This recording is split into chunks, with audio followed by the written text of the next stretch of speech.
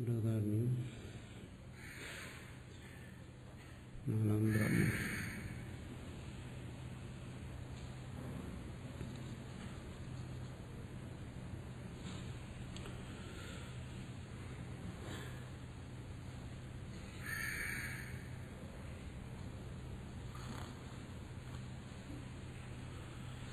ബ്രഹ്മവ ഇദമഗ്ര ആസീത് തത് ആത്മാനമേവ അവേത് അഹം ബ്രഹ്മാസ്മീതി തസ്മാത് തത്സർവമഭവത് തത് യോ യോ ദേവാനാം പ്രത്യബുദ്ധ്യത സ ഏവ തദഭവത് തഥാ ഋഷീണാം തഥാ മനുഷ്യാണാം തദ്ദേതത് പശ്യൻ ഋഷിർവാമദേവഃ പ്രതിപേദേ അഹം മനുരഭവം സൂര്യശ്ചേരി തദിദമപി യത്ര ഹി യ ഏവം വേദ അഹം ബ്രഹ്മാസ്മീതി ഇദം സർവം ഭവതി തസ്യ ന ദേവാശ്ചന ആഭൂത്യ ഈശതി ആത്മാ ഹ്യേഷാം സ ഭവതി അഥ യോ അന്യാം ദേവതാം ഉപാസ്തേ അന്യോ അസൗ അന്യോ അഹമസ്മീതി ന സ വേദ യഥാ പശുരേവം സദേവാനാം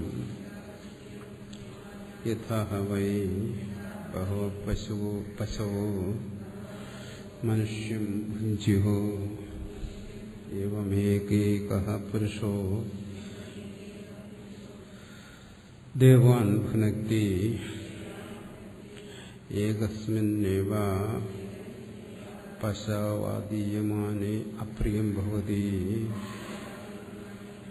കിമ ബഹുഷോ തസ്മാദേഷാം തന്ന പ്രിയം യതേതന്മനുഷ്യാ വിദ്യുഃ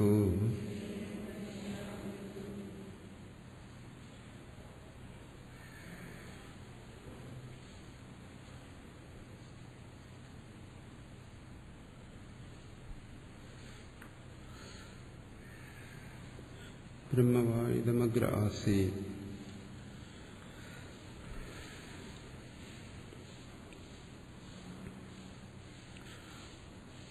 ഇതിനെക്കുറിച്ചാണ് ചർച്ച ചെയ്തത്.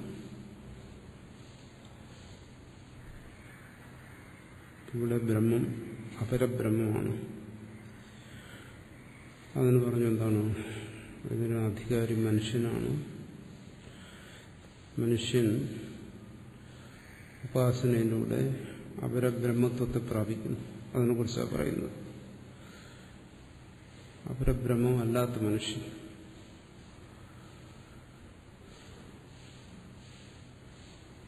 മനുഷ്യാധികാര, കാരണം ഇത് മനുഷ്യ അധികാരമാണ്, മനുഷ്യനാണ് ഇതിന്റെ അധികാരി.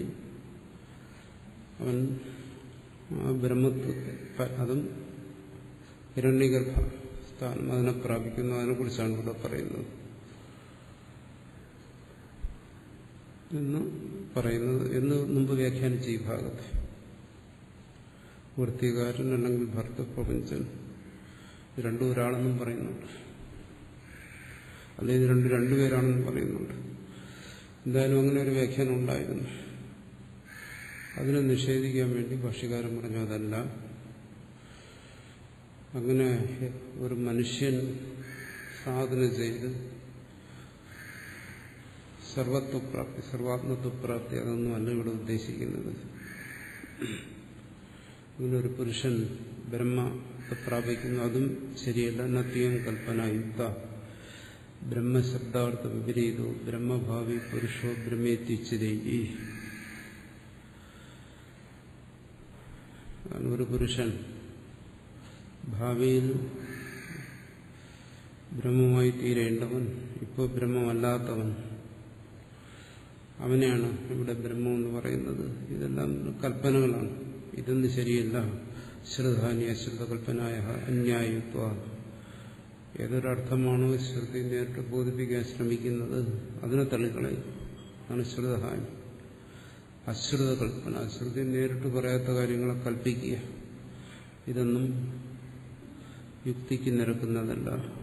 മഹത്തരേ പ്രയോജനാന്തരേ അസത്യ അവിദ്യാകൃത വ്യതിരേകേണ അബ്രഹ്മത്വം അസർവത്വം ച വിദ്യദേവീതി ചെയ്ത് പറയുന്നു. ഒരു മനുഷ്യനെ സംബന്ധിച്ച് മനുഷ്യന്റെ അനുഭവമാണ്, ഓരോ ജീവന്റെ അനുഭവമാണ്.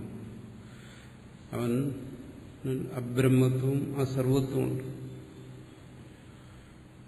ഓരോരുത്തരും അനുഭവിക്കുന്നതാണ്. ആരെങ്കിലും അനുഭവിക്കുന്നുണ്ടോ ഞാൻ ബ്രഹ്മമാണ്, ഞാൻ മനുഷ്യനാണ്, ഞാൻ ജീവനാണ്, അതാണ് ഞാൻ സർവാത്മകമാണ്, ആരെങ്കിലും അനുഭവമുണ്ടോ? ഇല്ല. ഇനി അങ്ങനെ ഉണ്ടാകാം.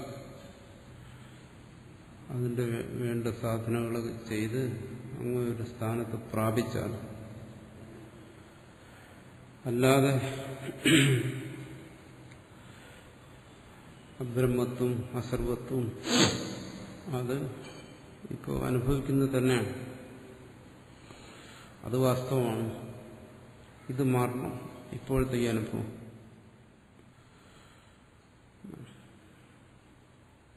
ഇത് മാറണമെങ്കിൽ അതിന് സാധനയാണ്, ഉപാസന ചെയ്യും.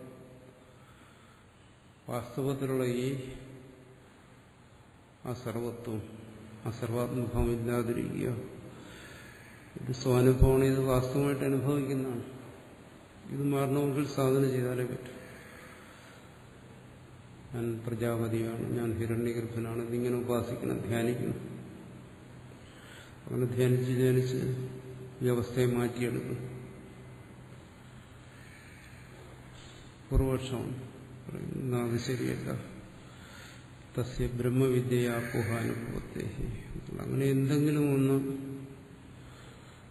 ഇതിനെ വാസ്തവമായി സ്വീകരിച്ചാൽ ഇന്നത്തെ ഈ അനുഭവത്തെ, ഇന്ന് ഞാൻ ബ്രഹ്മമല്ല ജീവനാണ്, എന്റെ ഈ അനുഭവം വാസ്തവമാണ്, എനിക്കിന്ന് സർവാത്മഭാവമില്ല പരിച്ഛിന്ന ഭാവമാണ്, ഇനി എന്തെങ്കിലും ഒരു സാധനയിലൂടെ ജ്ഞാനമായിക്കൊള്ളട്ടെ അതിലൂടെ ഇതിനെ മാറ്റിയെടുക്കാം എന്ന് പറയുന്നുണ്ടെങ്കിൽ അത് ശരിയല്ല. ഇത് വാസ്തവമാണ്. അതുകൊണ്ട് ബ്രഹ്മവിദ്യ തന്നെക്കുറിച്ചുള്ള അറിവിന് അങ്ങനെ ഒന്നിനെ മാറ്റാൻ സാധിക്കത്തില്ല. വാസ്തവത്തിലുള്ള ഒന്നിനെ മാറ്റുന്നത് നമ്മൾ കഴിഞ്ഞ ദിവസം ചർച്ച ചെയ്തതാണ്. വാസ്തവത്തിലുള്ള ഒന്നിനെ മാറ്റാൻ അറിവിന് സാധ്യമല്ല. അറിവിന് കൽപ്പനകളെ മാറ്റാൻ പറ്റും, അവാസ്തവമായിട്ടുള്ളതിനെ മാറ്റാൻ പറ്റും. അതിനത്രയ്ക്കുള്ള ശേഷിയേ ഉള്ളൂ. പരമാർത്ഥത്തിലുള്ള ഒന്നിനെ അറിവുകൊണ്ട് മാറ്റാൻ കഴിയില്ല. അതുകൊണ്ട് ഈ പറയുന്ന പരിച്ഛിന്നത, ആ സർവത്വം ഇതൊക്കെ ഞാനിപ്പോൾ അനുഭവിക്കുന്നു, അതുകൊണ്ട് ഇതൊക്കെയാണ് പരമാർത്ഥം എന്ന് കരുതിയാൽ ജ്ഞാനം കൊണ്ട് പ്രയോജനമൊന്നുമില്ല. എന്ന തസ്യ ബ്രഹ്മവിദ്യ പുഹാനുപത്തേ നഹി ക്വചിത് സാക്ഷാത് വസ്തുധർമ്മസ്യ അപോക്ഷി ദ്രഷ്ട കർത്തൃവ ബ്രഹ്മവിദ്യ. ഈ ബ്രഹ്മവിദ്യ എന്ന് പറയുന്നത് ഏതെങ്കിലും ഒരു വസ്തുധർമ്മത്തെ അതില്ലാതാക്കുന്നതല്ല.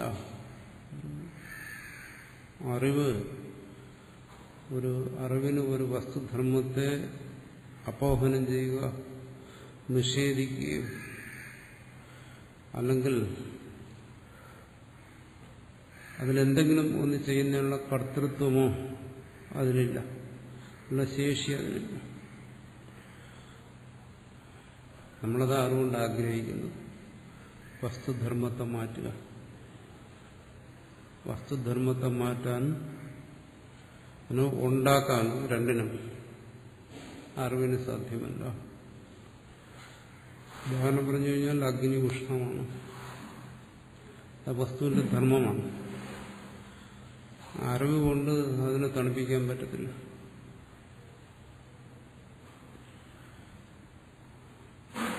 അഗ്നി ശീതമാണെന്നറിഞ്ഞാൽ അഗ്നി ശീതമാകത്തില്ല. അതാണ് ഒരു വസ്തുധർമ്മത്തെ മാറ്റാൻ അറിവിന് സാധ്യമല്ല.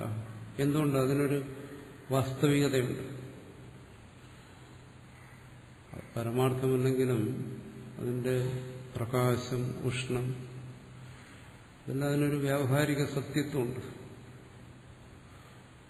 അതിനെ സംബന്ധിച്ചുള്ള അറിവും ഇത് ഉഷ്ണമാണ്, ഇത് പ്രകാശമാണെന്നുള്ളതാണ്.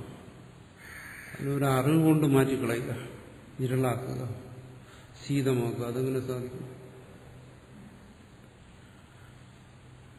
നമ്മൾ സങ്കല്പിച്ചാലത് സാധിക്കുന്നു? സാധിക്കത്തില്ല. വിപരീതമായ സങ്കല്പം, അതായത് വിപരീതമായ അറിവുകൊണ്ട് വസ്തുധർമ്മത്തെ മാറ്റാൻ കഴിയത്തില്ല. ഇനി കർത്തൃവ അഗ്നി, ജലം ശീതമായിട്ട് നമുക്ക് അനുഭവപ്പെടുന്നു. ശരി, നമ്മുടെ അറിവ് കൊണ്ട് എന്താണ്, അത് പ്രകാശമുള്ളതായി തീരട്ടെ, അത് ഉഷ്ണമായി തീരട്ടെ എന്നുള്ള അറിവുകൊണ്ട് അത് സംഭവിക്കും.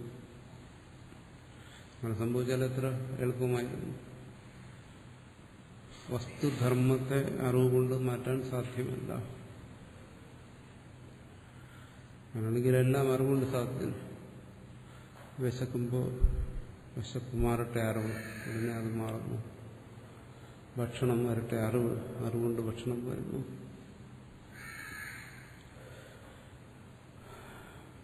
വസ്തുവിന് സൃഷ്ടി തന്നെ അതാതിന്റെ സ്വഭാവമുണ്ട്.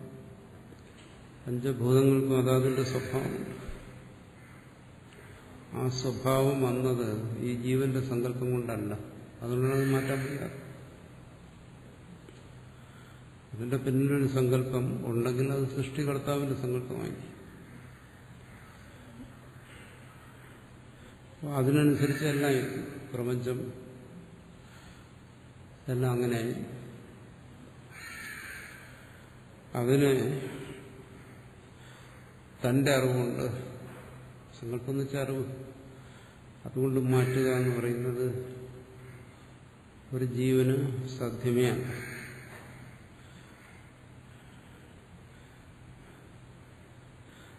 ഇനി എന്തിന്? ഈ സൃഷ്ടികർത്താവിന് പോലും അത് മാറ്റാൻ സാധ്യമല്ല. എന്തുകൊണ്ട്? കാരണം സൃഷ്ടികർത്താവ് അങ്ങനെ സൃഷ്ടിക്കുമ്പോൾ അതിനൊരു വ്യവസ്ഥയെ ചെയ്തു വെച്ചു, ഒരു നിയമത്തെ ചെയ്തു വെച്ചു. എന്താണ്? അഗ്നി ഉഷ്ണമുള്ളതായിരിക്കണം, ജലശീതമായിരിക്കണം. സൃഷ്ടികർത്താവ്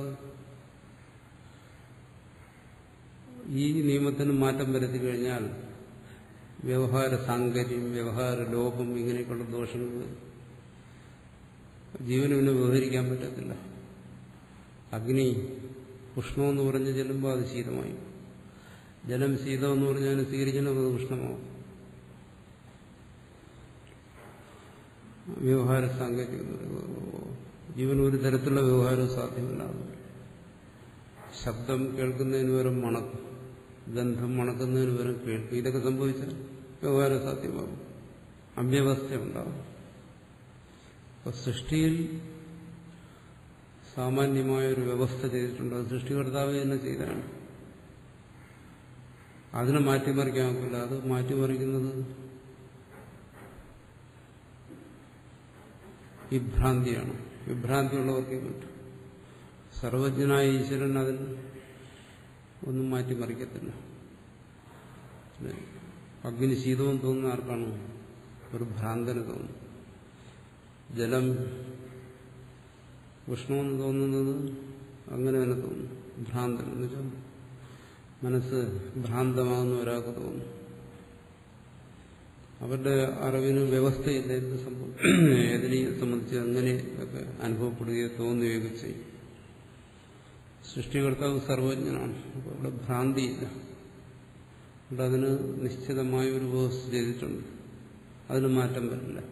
അതുകൊണ്ട് ജീവന് ഇതിനെയൊന്നും വസ്തു സ്വഭാവത്തെ അറിവുകൊണ്ട് മാറ്റാൻ സാധ്യമല്ല. സൃഷ്ടിയിലുള്ള ഒന്നിനെയും മാറ്റാൻ സാധ്യമല്ല. പിന്നെ എന്തെങ്കിലും മാറ്റം സംഭവിക്കുന്നുണ്ടെങ്കിൽ ആ നിയമവിധേയമായി കുലാലൻ മണ്ണെടുത്തിട്ട് പാത്രത്തെ ഉണ്ടാക്കുന്നു. അതതിന്റെ നിയമങ്ങൾക്ക് വിധേയമായി മാത്രം ചെയ്യുന്നതായി. വസ്തുവിന്റെ സ്വഭാവത്തെ മാറ്റാൻ പറ്റത്തില്ല. ആ വസ്തു സ്വഭാവം അത് അങ്ങനെ തന്നെ തുടരും. ജീവന്റെ ബുദ്ധി അനുസരിച്ച് വരുത്തുന്ന എല്ലാ മാറ്റങ്ങൾക്കും ആ നിയമത്തിന് വിധേയമായിട്ടായിരിക്കും, നിയമത്തിന് വിരുദ്ധമായിട്ടായിരിക്കത്തില്ല. വിരുദ്ധമാക്കാൻ സാധ്യമല്ല.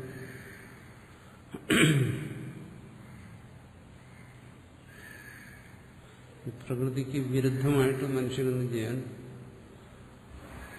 സാധ്യമല്ല എന്നാണ്. പ്രകൃതി എങ്ങനെയാണ് അതുപോലെ നിഗ്രഹത്തെയും കരുശ്ശേരി ഇങ്ങനെയും പറയും. എന്റെ സ്വഭാവത്തെ ഹനിക്കാൻ ആർക്ക് സാധ്യമല്ല.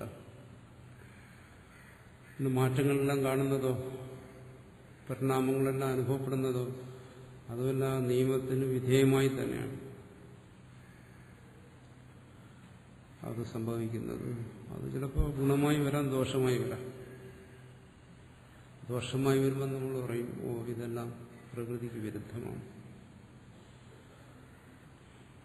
അനുകൂലമായി വരുമ്പോൾ പറയും, ആ ഇതെല്ലാം പ്രകൃതിക്ക് അനുഗുണമാണ്. അത് അതിനോടുള്ള അനുകൂല പ്രതികൂല ഭാവന കൊണ്ട് തോന്നുന്നു. മറിച്ച് പ്രപഞ്ച വ്യവസ്ഥിതിയിൽ ജീവന് കൈകടത്താൻ സാധ്യമല്ല. ഈശ്വരന്റെ നിയമങ്ങൾക്ക് വിധേയമായി അതിൽ പരിണാമങ്ങൾ സംഭവിച്ചുകൊണ്ടേയിരിക്കും. അത് ചിലപ്പോൾ ജീവന് അനുകൂലമായി വരും, ചിലപ്പോൾ ജീവന് പ്രതികൂലമായി വരും. എന്തായാലും അതിൽ ജീവന് സ്വാതന്ത്ര്യമില്ല. അതുകൊണ്ടാണല്ലോ ജീവൻ ആഗ്രഹിക്കാത്തത് സംഭവിക്കുന്നത്, ആഗ്രഹിക്കുന്നത് സംഭവിക്കാതിരിക്കുന്നത്. അതുകൊണ്ട് അറിവിന് ഒരിക്കലും ഒരു വസ്തുവിനെ, വസ്തുധർമ്മത്തെ നീക്കാനോ ഉണ്ടാക്കാനോ സാധ്യമല്ല. അങ്ങനെ ഈ ഭൗതികമായ ഈ പ്രപഞ്ചത്തിൽ പോലും സാധ്യമല്ലെങ്കിൽ ഇവിടെ പറയുന്നത് എന്താണോ, ഈ ജീവൻ ആത്മജ്ഞനാണ്, പരിച്ഛിന്നനാണ്. ബ്രഹ്മവിദ്യയിലൂടെ ഒരു പദവിയെ പ്രാപിക്കുന്നു. ഇതിനെല്ലാം നിഷേധിച്ചിട്ട് ഇല്ലാതാക്കിയിട്ട് ഇപ്പോൾ ഉള്ള ഈ അനുഭവം സത്യമാണ്. ഞാനിപ്പോൾ ആത്മജ്ഞനാണ്, അസർവനാണ്. പക്ഷെ അറിവിലൂടെ ഇതിനെയൊക്കെ മാറ്റുന്നു. മാറ്റിയിട്ട് ഞാൻ സർവാത്മഭാവത്തെ പ്രാപിക്കുന്നു എന്ന് പറയുന്ന അസംബന്ധമാണ്. ബ്രഹ്മവിദ്യയ്ക്ക് അതിനുള്ള ശേഷിയില്ല. പിന്നെ വിദ്യ കൊണ്ടെന്താ പ്രയോജനം? അവിദ്യായാസ്തു സർവത്രൈവ നിവർത്തിക ദൃശ്യന്തേ. വിദ്യയുടെ പ്രയോജനം അത് വാസ്തവത്തിലുള്ളതിനെ മാറ്റുക എന്നുള്ളതല്ല, അവിദ്യയെ മാറ്റുക എന്നുള്ളതാണ്. ഇതിനെല്ലാം അവിദ്യയായി സ്വീകരിച്ചു കഴിഞ്ഞാൽ അതിനെ ജ്ഞാനം കൊണ്ട് നിവർത്തിപ്പിക്കാം. ജ്ഞാനം കൊണ്ടത് മാത്രമേ നിവർത്തിക്കുന്നുള്ളൂ അവിദ്യ. ഇത് പ്രത്യേകം മനസ്സിലാക്കാൻ വേണ്ടിയിട്ടാണ് ഇത് ഇത്രയും വിശദീകരിക്കുന്നത്. നമ്മൾ വിചാരിക്കുന്ന ജ്ഞാനം കൊണ്ട് മറ്റെന്തോ സംഭവിക്കുന്നു, എന്തോ മാറ്റം സംഭവിക്കുന്നു.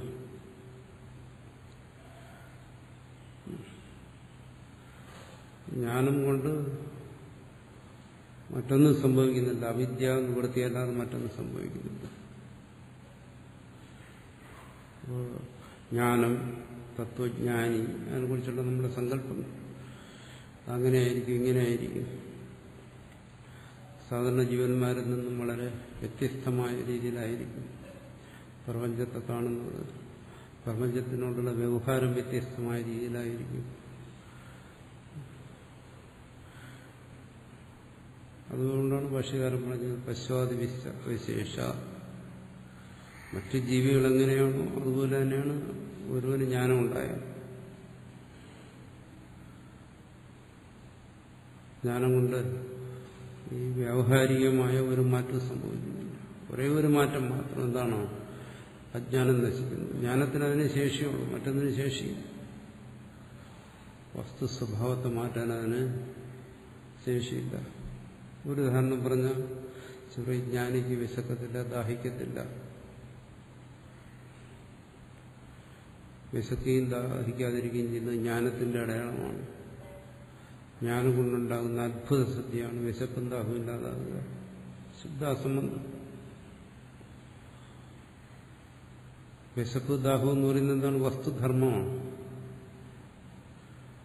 ആ വസ്തുധർമ്മത്തിന് ഉള്ള പ്രതിവിധി പ്രപഞ്ചത്തിൽ തന്നെയുണ്ട്. വിശപ്പ് മാറണമെങ്കിൽ ഭക്ഷണം കഴിക്കും, ദാഹം മാറണമെങ്കിൽ ജലം ഉപയോഗിക്കും. അല്ലെങ്കിൽ അതിനെന്തെങ്കിലും പ്രതിബന്ധങ്ങൾ വരണം. വ്യാധി തുടങ്ങിയത് പറഞ്ഞു, രോഗങ്ങളും മറ്റും പറഞ്ഞു, പ്രതിബന്ധങ്ങൾ വരണം. വിശക്കുന്നു, സിനിമ കണ്ടുകൊണ്ടിരുന്ന വിശക്കത്തില്ല, പ്രതിബന്ധങ്ങൾ വരുന്നു, അതിന് വിസ്മരിക്കാം. അതെല്ലാം വസ്തുധർമ്മത്തിന്റെ ഭാഗമാണ്. ഇഷ്ടമുള്ള ഒരു കാര്യത്തിൽ ഏർപ്പെട്ടിരുന്ന വിശപ്പറിയത്തില്ല. അതെല്ലാം വസ്തുധർമ്മത്തിന്റെ ഭാഗമാണ്. അതിന് പ്രതിബന്ധങ്ങളുണ്ടായാൽ അത് അനുഭവപ്പെടത്തില്ല. ഉപവസിക്കുന്നവർ 2 ദിവസം കഴിഞ്ഞ പിന്നെ വിശക്കത്തില്ല. അതിനൊന്ന് തത്വജ്ഞാനത്തിന്റെ ആവശ്യമില്ല. അതെല്ലാം ഭൗതികമായ വിഷയങ്ങൾക്ക് ഭൗതികമായ പരിഹാരങ്ങൾ. ആത്മജ്ഞാനമായിട്ട് അതിന് യാതൊരു ബന്ധവുമില്ല. ഇനി യോഗമൊക്കെ ശീലിക്കുന്നവർക്ക് ചില യോഗസിദ്ധികളുമുണ്ട്. വിശപ്പിനെയും മറ്റും മാറ്റി നിർത്താൻ കഴിഞ്ഞെന്നിരിക്കും ദീർഘകാലം. അവിടെയും ജ്ഞാനത്തിന് എന്തുകൊണ്ട്? ജ്ഞാനം കർത്തൃയല്ല. എന്തെങ്കിലും ഒന്നിനെ, അങ്ങനെയുള്ള ഭൗതികമായ എന്തെങ്കിലും ഒന്നിനെ ചെയ്യുന്ന ഒന്നല്ല, അതിനുവേണ്ടിയുള്ളതല്ല ജ്ഞാനം. എന്തിനെങ്കിലും ഒന്നിനെ മാറ്റുന്നതുമല്ല. വിശപ്പിനെയോ മാറ്റുന്നതല്ല. ഒരു കാര്യമേ ഉള്ളൂ, അജ്ഞാനത്തെ മാറ്റുക. എന്തുകൊണ്ടതിനെ മാറ്റുന്നു? അത് പരമാർത്ഥമല്ല, അവിദ്യയാണ്. അവിദ്യാവസ്ഥ ഇവിടെ നമ്മുടെ സാധാരണ അനുഭവത്തിലും അങ്ങനെ. പുസ്തകത്തെക്കുറിച്ച് എനിക്ക് അറിവില്ലായിരുന്നു, ശരിക്കും അറിവുണ്ടായി. ഇതാണ് പുസ്തകം. അതിലുണ്ടായിരുന്ന അറിവില്ലായ്മ മാറി, മറ്റെന്തെങ്കിലും സംഭവിച്ചോ? പുസ്തകത്തിൽ എന്തെങ്കിലും മാറ്റം വരുത്തിയോ? ഒന്നുമില്ല.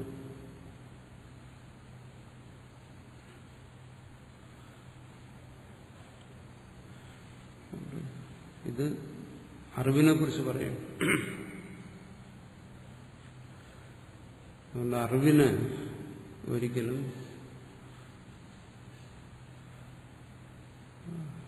ഇല്ലാതാക്കാനോ സൃഷ്ടിക്കാനോ കഴിവില്ല. അങ്ങനെ പിന്നെ ബ്രഹ്മവിദ്യയും അതുപോലെ തന്നെ. ബ്രഹ്മവിദ്യയും എപ്പോഴും ചെയ്യുന്ന എന്താണ്? അവിദ്യയെ നിവർത്തിപ്പിക്കുന്നു.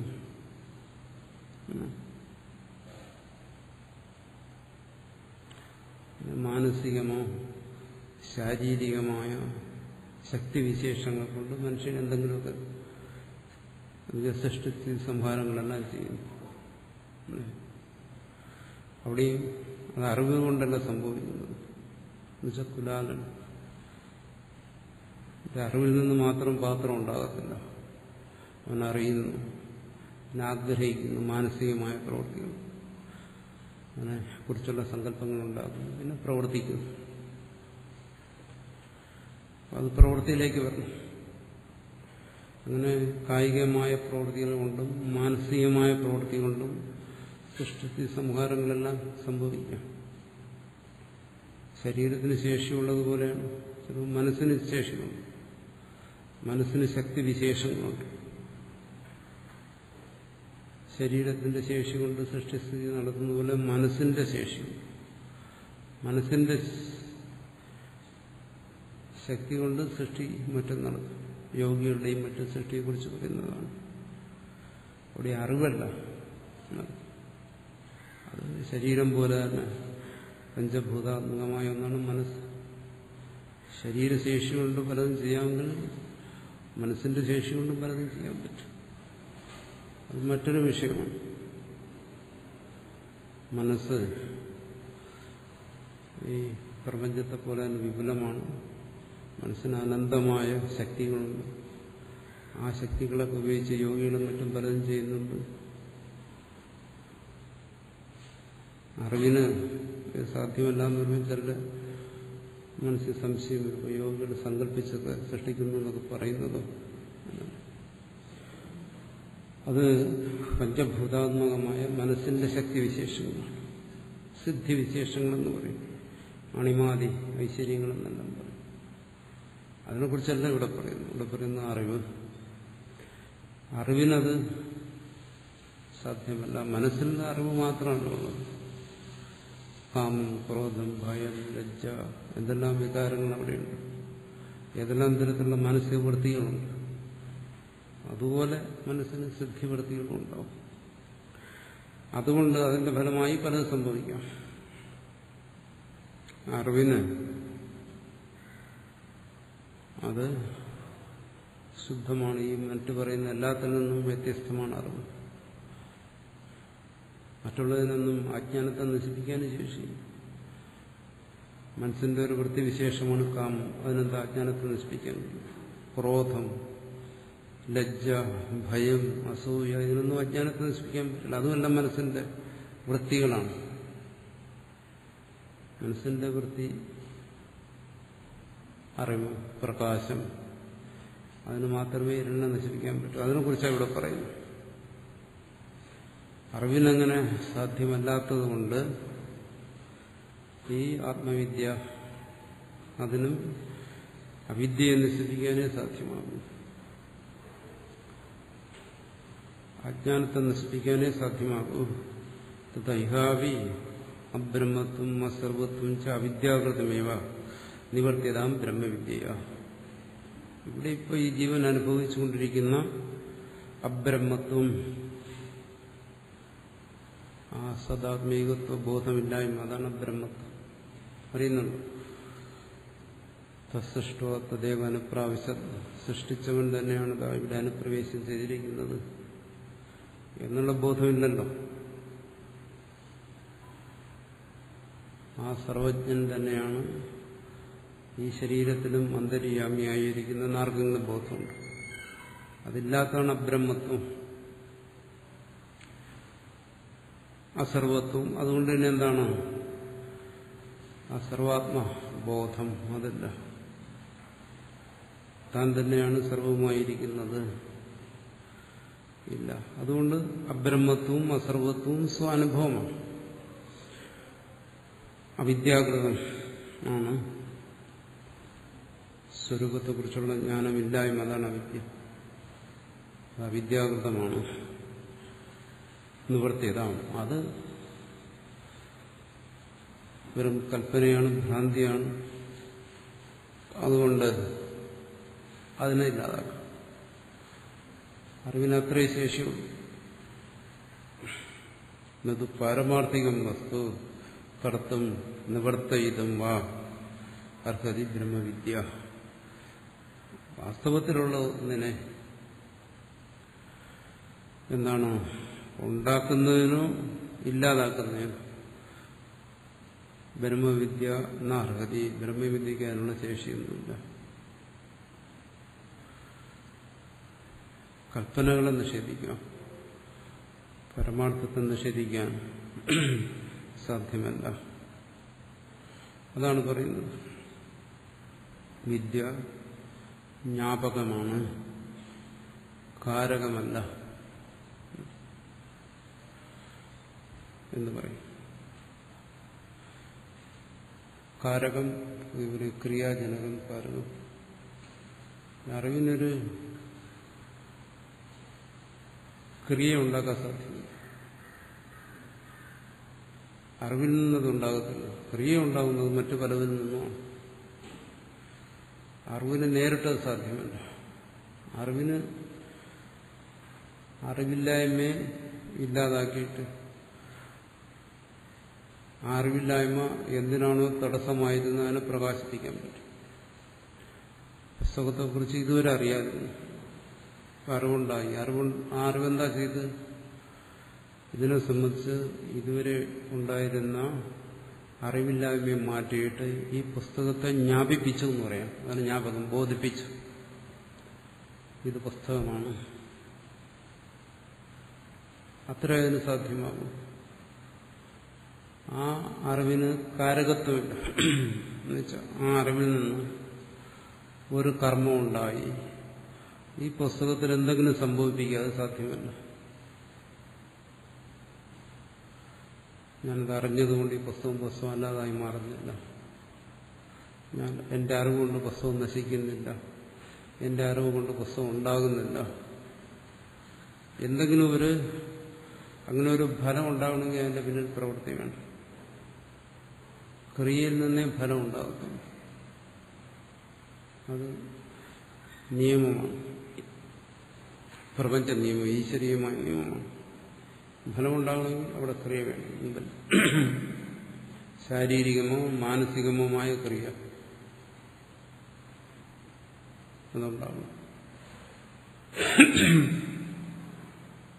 അതുകൊണ്ട് അതിനെല്ലാം കാരകമെന്ന് പറയും. ഇപ്പൊ ജീവൻ ഒരു കാരകമാണ്. എന്തുകൊണ്ട്? അവൻ ഓരോന്നിനെ കുറിച്ച് അറിയുന്നു, പിന്നെ ആഗ്രഹിക്കുന്നു, പിന്നെ പ്രവർത്തിക്കുന്നു, പിന്നെ ഫലത്തെ ഉണ്ടാകുന്നു. സ്വർഗത്തിൽ പോകുന്നു, നരകത്തിൽ പോകുന്നു. ആ ക്രിയയെ നിർവഹിപ്പിക്കുന്നതിന് അവനെ സഹായിക്കുന്ന എന്തൊക്കെയുണ്ടോ അതിനെല്ലാം കാരക സ്വഭാവം വരും. ക്രിയാജനകം, അവന്റെ ശരീരം, അവന്റെ മനസ്സ്, അവനുപയോഗിക്കുന്ന വസ്തുക്കൾ, ഇതെല്ലാം ക്രിയയെ ഉണ്ടായിക്കൊണ്ടേയിരിക്കും. ആ ക്രിയയിൽ നിന്ന് അതാത് ഫലങ്ങളും ഉണ്ടാകും. അറിവ് അങ്ങനെയല്ല. അറിവെന്ന് പറയുന്നത് കേവലമായ പ്രകാശം മാത്രം. ആ പ്രകാശം ഇതെല്ലാം നശിപ്പിക്കുന്നു. മറ്റൊന്നും അവിടെ സംഭവിക്കുന്നില്ല. അതുകൊണ്ടത് ജ്ഞാപകമാണ്, കാരകം അല്ല. അതിനുദാഹരണം നമുക്കത് എളുപ്പം മനസ്സിലാക്കാൻ വേണ്ടിയിട്ടാണ് ഈ പറയുന്ന രജതത്തിന്റെയും മറ്റും ദൃഷ്ടാന്തം. അടുത്തത് പറയും, ശക്തികാരജതം. ആ ഉദാഹരണം പറയുന്നത് മുഖ്യമായിട്ട് ഇതിനു വേണ്ടിയിട്ടാണ്. അറിവ് കേവലം ജ്ഞാപകമാണ്, കാരകമല്ല എന്നുള്ള തത്വത്തെ മനസ്സിലാക്കി തരാൻ വേണ്ടിയാണ്. പക്ഷെ നമ്മൾ അറിവിനെ കാരകമാക്കാൻ ശ്രമിക്കുന്നു. അറിവിൽ നിന്ന് മറ്റെന്തൊക്കെയോ പ്രതീക്ഷിക്കുന്നു. അറിവ് കൊണ്ട് കൈവരുന്നതായ ഒരുപാട് കാര്യങ്ങൾ നമ്മൾ പ്രതീക്ഷിക്കുന്നു. അതൊന്നും കൈവരാത്തതുകൊണ്ട് നമ്മൾ പറയുന്ന അറിവ് നിഷ്പ്രയോജനമാണ്. ഈ വ്യത്യാസം മനസ്സിലാക്കാത്തതുകൊണ്ട് അറിവിനെങ്ങനെ എന്തെങ്കിലും ഒരു ഗുണത്തെ കൊണ്ടുതരാനോ എന്തെങ്കിലും ഒരു ദോഷത്തെ നിവർത്തിപ്പിക്കാനോ ഒന്നും അറിവിന് സാധ്യമല്ല. വസ്തുവിലുള്ള കഴിഞ്ഞ ദിവസം അത് പറഞ്ഞാണ്. ഈ പുസ്തകത്തിന് വെളിച്ചം വന്ന് ഇവിടെ ഇരുൾ നശിച്ചു കഴിഞ്ഞാൽ ആ വെളിച്ചത്തിന് ഇതിന് പുതുതായിട്ടൊന്നും ചെയ്യാൻ പറ്റത്തില്ല. വസ്തു എങ്ങനെയോ അങ്ങനെ പ്രകാശിപ്പിക്കും. ഇതിലൊരക്ഷരത്തെ കൂട്ടാനോ കുറയ്ക്കാനോ അതിന് സാധ്യമല്ല. ഇതിനെ സംബന്ധിച്ചുണ്ടായിരുന്ന ഇരുള് മാറി. അതുപോലെ തന്നെയാണ് അത് ജ്ഞാപകം. അറിവില്ലായ്മയെ മാറ്റി അറിവിനെ ബോധിപ്പിക്കുന്നു. ഈ അറിവില്ലായ്മയെ മാറ്റുക, ജ്ഞാനം അറിവില്ലായ്മയെ മാറ്റുന്നു എന്ന് പറയുന്നു. അറിവില്ലായ്മ, അജ്ഞാനം മാറുന്നത് ഒരു ഫലമാണ്. അറിവിൽ നിന്നും അറിവും ഒരു ഫലത്തിന് കാരണമായി തീരുന്നു എന്ന് ചിലപ്പോൾ നമുക്ക് ശങ്കിക്കാം.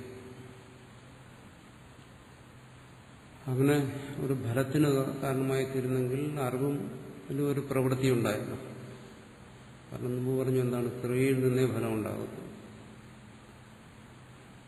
അറിവിന് ഒരു ഫലമുണ്ടെന്ന് പറയുന്നത് എന്താണ്? അറിവില്ലായ്മയെ, അജ്ഞാനത്തെ നശിപ്പിച്ചു. ആ നശിപ്പിക്കുക എന്ന് പറയുന്നൊരു ഫലമാണ്. അപ്പൊ അതിനു മുമ്പിൽ അറിവിന്റെ ഒരു ക്രിയ സംഭവിക്കണമല്ലോ എന്ന് ശങ്കിക്കാം. പക്ഷെ ഇവിടെ അത് സംഭവിക്കുന്നില്ല. അറിവില്ലായ്മയെ നശിപ്പിക്കുന്നത് കൊണ്ടും അവിടെ അറിവിൽ കാരകത്വം സംഭവിക്കുന്നില്ല. എന്തുകൊണ്ട് സംഭവിക്കുന്നില്ല? ഇവിടെ കർമ്മത്തിന്റെ തലത്തിൽ ജീവകർമ്മം, ജീവന്റെ ഈ കരണങ്ങൾ ഉപയോഗിച്ചുള്ള കർമ്മങ്ങൾ, ശരീരം, മനസ്സ്, ബുദ്ധി, ഇതൊക്കെ ഉപയോഗിച്ചുള്ള കർമ്മങ്ങൾ, ഇവിടെയെല്ലാം ഈ ഓരോ കർണങ്ങളും അതിനനുസൃതമായ അതേ സ്വഭാവത്തിലുള്ള ക്രിയകളെ ഉണ്ടാക്കുന്നു.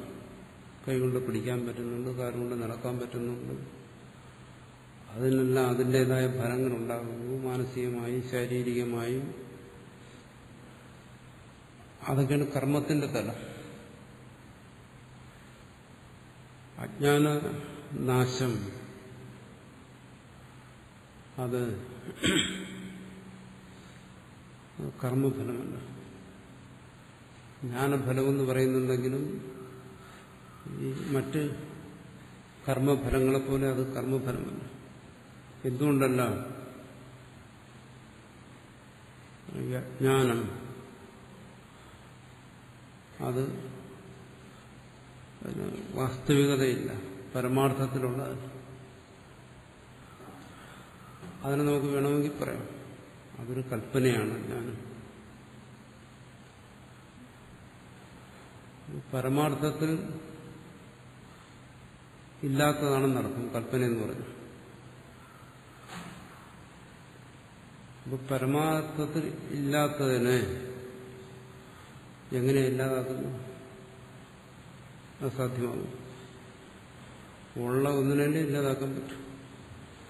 ഇപ്പൊ പുസ്തകം എന്റെ മുമ്പിലിരിക്കുന്നു, ഇതിനെ നമുക്ക് അഗ്നിയിൽ ദഹിപ്പിച്ചില്ലാതാക്കാം. കാരണം ഇതിനൊരു അസ്തിത്വം ഞാൻ അനുഭവിക്കുന്നുണ്ട്. അഗ്നിയുടെ അസ്തിത്വം ഞാൻ അനുഭവിക്കുന്നു. അഗ്നി ഒരു കാരണമാകുന്നു, അത് കാരകമാകുന്നു, അതിനെ ദഹിപ്പിക്കുന്നു. അവിടെ ഇത് സംഭവിക്കാം. പക്ഷെ അജ്ഞാനത്തിനൊരു വിശേഷതയുണ്ട്. എന്താണ്? അതിനങ്ങനെ ഒരു സത്യത്വം അവകാശപ്പെടാനില്ല. അതിനെ പറയുന്നത് എന്താണ്? ഒരു കൽപ്പനയാണ്, അത് വാസ്തവമല്ല. അപ്പോൾ അജ്ഞാനമുണ്ട്, അത് വാസ്തവമല്ലെന്ന് പറഞ്ഞാൽ അതാണ് പരമാർത്ഥം. അജ്ഞാനമുണ്ട്, വാസ്തവമല്ല. അപ്പോൾ ആത്മാവിൽ അജ്ഞാനമില്ലെന്നാണോ പറഞ്ഞു വരുന്നത്? അതാണ് പറഞ്ഞു വരുന്നത്. ആത്മാവിൽ അജ്ഞാനം നിത്യനിവൃത്തമാണ്. അപ്പോൾ ആത്മാവ് അതുകൊണ്ടാണ് പറയുന്നത് നിത്യമുക്തമാണ്. അജ്ഞാനമോ അത് വെറും കൽപ്പനയാണ്. അപ്പോൾ ഇതുവരെ പറഞ്ഞ അങ്ങനെയല്ല. ജ്ഞാനം കൊണ്ട് അജ്ഞാനം നശിക്കുന്നു എന്ന് പറഞ്ഞു. ഇപ്പൊ പറയുന്നത് എന്താണ്? അവിടെ ആത്മാവ് അത് പരമാർത്ഥമാണ്, അത് അജ്ഞാനം അവിടെ നിത്യനിവൃത്തമാണ്. അങ്ങനെ ആയാലേ ആത്മാവിന് നിത്യമുക്തമാകാൻ പറ്റും. അവിടെ കുറച്ചു കാലം അജ്ഞാനം ഇരുന്നു കഴിഞ്ഞാൽ പിന്നെ നിത്യമുക്തമാകാൻ കഴിയും. ഈ പറയുന്നത് ഇതാണ് ജ്ഞാനം. ഈ ജ്ഞാനമാണ് ഉണ്ടാകേണ്ടത്. എന്ത്? അത് നിത്യനിവൃത്തമാണ്. അതുകൊണ്ട് തന്നെ ആത്മാവ് നിത്യമുക്തമാണ്. അതുകൊണ്ട് തന്നെ ജ്ഞാനം കൊണ്ടുള്ള അജ്ഞാന നിവൃത്തി എന്ന് പറയുന്നതിന്റെ താല്പര്യം ഇതാണ്. അല്ലാതെ ജ്ഞാനത്തിനെ ഒരു വസ്തുവായി വയ്ക്കുക, അജ്ഞാനത്തിനെ മറ്റൊരു വസ്തുവായി വയ്ക്കുക, എന്നിട്ട് അഗ്നി എങ്ങനെയാണ് പുസ്തകത്തെ ദഹിപ്പിക്കുന്നത് പോലെ ജ്ഞാനമാകുന്ന അഗ്നി കൊണ്ട് അജ്ഞാനമാകുന്ന വസ്തുവിനെ ദഹിപ്പിക്കുക. അങ്ങനെയല്ല. അതൊക്കെ നമുക്കിത് മനസ്സിലാക്കി തരാൻ വേണ്ടി പറയുന്ന കാര്യം. ഇതെങ്ങനെയെങ്കിലും ഇതിലേക്കൊന്ന് കടന്നു കിട്ടണമല്ലോ, അതിനുവേണ്ടി പറയുന്ന കാര്യങ്ങൾ. അത് നിത്യനിവൃത്തി സ്വരൂപമാണ്. അതുകൊണ്ടാണ് ബുദ്ധോഹം, മുക്തോഹം, നിരഞ്ജനോഹം എന്നെല്ലാം പറയുന്നു. വെറുതെ പറയുന്നതല്ല, അതാണ് പരമാർത്ഥ ജ്ഞാനം. പരമാർത്ഥ ജ്ഞാനത്തിൽ അജ്ഞാനം നിവർത്തിക്കുന്നു എന്ന് പറയുന്നത് ഈ താല്പര്യത്തിലാണ്. ആത്മാവ് അജ്ഞാനം നിത്യനിവൃത്തമാണ്, ആത്മാവ് നിത്യമുക്തമാണ് എന്നുള്ള ജ്ഞാനം തന്നെ. ആ ജ്ഞാനത്തിൽ നിവർത്തിക്കാൻ വേണ്ടി അവിടെ ഒരു അജ്ഞാനമുണ്ടോ? ആദ്യം ഒരു അജ്ഞാനത്തിന് അവിടെ കൊണ്ടുവച്ചു, പിന്നീട് രണ്ടാമത് ജ്ഞാനം കൊണ്ടുവന്ന് ഇല്ലാതാക്കുകയാണോ ചെയ്യുന്നത്? അങ്ങനെയാണെങ്കിൽ പിന്നെ നിത്യനിവൃത്തം എന്നിങ്ങനെ പറയാൻ കഴിയും. അതുകൊണ്ട് ആത്മാവിൽ അജ്ഞാന നിവൃത്തി എന്ന് പറയുന്ന ഒരു ഫലമില്ല. എന്താണ് ഈ അജ്ഞാന നിവൃത്തി? ഇതിന്റെ സ്വരൂപത്തെക്കുറിച്ചൊക്കെ ഈ ശാസ്ത്രഗ്രന്ഥങ്ങളിലൊക്കെ ഒരുപാട് ചർച്ച ചെയ്തിട്ടുണ്ട്. അത് സത്താണോ, അത് അസത്താണോ, സത്ത് അസത്ത് ഉഭയമാണോ, സത്ത് അസത്ത് ഉഭയ വിലക്ഷണമാണോ, ഏത് രീതി ചിന്തിച്ചാലും അത് പിടികിട്ടത്തില്ല. അതുകൊണ്ട് പഞ്ചമമാണ്. നാലും കഴിഞ്ഞ് മറ്റൊന്നാണ്. കൽപ്പനകൾ, ഭാവനകൾ, ഇതൊക്കെ ഇഷ്ടസിദ്ധി എന്ന് പറഞ്ഞൊരു ഗ്രന്ഥമുണ്ട്. അവിടെ പറയും അജ്ഞാന നിവൃത്തി പഞ്ചമമാണ്. സംക്ഷേപ ശാരീരികത്തിൽ അജ്ഞാന നിവൃത്തിയെ കുറിച്ച് മറ്റൊരു തരത്തിൽ പറയും. അപ്പോൾ ഇത്തരം വാദവിവാദങ്ങളുടെ എല്ലാം താല്പര്യം ഇതാണ്. എന്താണ്? അത് നിത്യനിവൃത്തമാണ്. അതുകൊണ്ട് തന്നെ ആത്മാവ് നിത്യമുക്തമാണ്. അജ്ഞാന നിവൃത്തി അവിടെ ഒരു ഫലമായി സ്വീകരിക്കാൻ കഴിയില്ല എന്ന് ഗ്രഹിക്കുന്നത് ഇതാണ് ജ്ഞാനം. ഇവിടെ ജ്ഞാനത്തിൽ ഇത്രയേ ഉള്ളൂ പങ്ക്. അതാണ് പറയുന്നത് ജ്ഞാനം കാരകമല്ല, ജ്ഞാനം പ്രത്യേകിച്ചൊന്നും ചെയ്യുന്നില്ല. ഈ ജ്ഞാനത്തിന്റെ വിശേഷത മനസ്സിലാക്കി കഴിഞ്ഞാൽ അയാൾ ജ്ഞാനിയായി.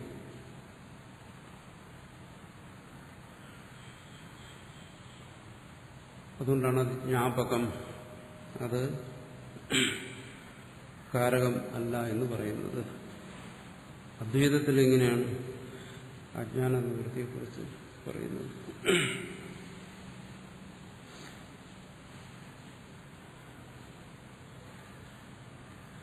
എന്നത് പാരമാർത്ഥികം വസ്തു പുറത്ത് നിവർത്തയിതും അർഹതി ബ്രഹ്മവിദ്യ. അപ്പൊ ബ്രഹ്മവിദ്യ കൊണ്ട് അങ്ങനെ പാരമാർത്ഥികമായി ഒന്നിനെ മാറ്റാനും ഉണ്ടാക്കാനും ഒന്നും കഴിയുന്നില്ല. അജ്ഞാനം അത് കൽപ്പിതമാണ്. സ്വപ്രകാശി കുതോ വിദ്യ, സ്വപ്രകാശത്തിൽ എങ്ങനെ അവിദ്യ വരും? വരത്തില്ലെന്നല്ലേ പറയുന്നു. പിന്നെ അതിനെ മാറ്റുക എന്ന് പറയുന്നത് പ്രശ്നമേ ഉദിക്കുന്നുണ്ടല്ലോ. അതെന്താ അങ്ങനെ പറയുന്നത്? അതാണ് ജ്ഞാനം. ഇതിനാണ് ജ്ഞാനം എന്ന് പറയുന്നത്.